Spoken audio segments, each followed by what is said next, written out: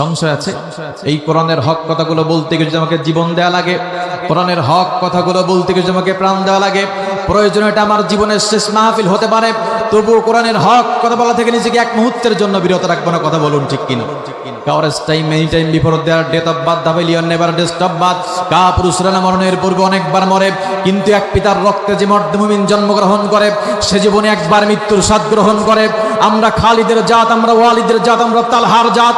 প্রয়োজনে শরীরের সব রক্ত জমে ঢেলে দেব, কিন্তু ইসলাম বিরোধী একটি আইন বাংলার জমিনে কার্যকর হতে দেব না, দিতে পারি না।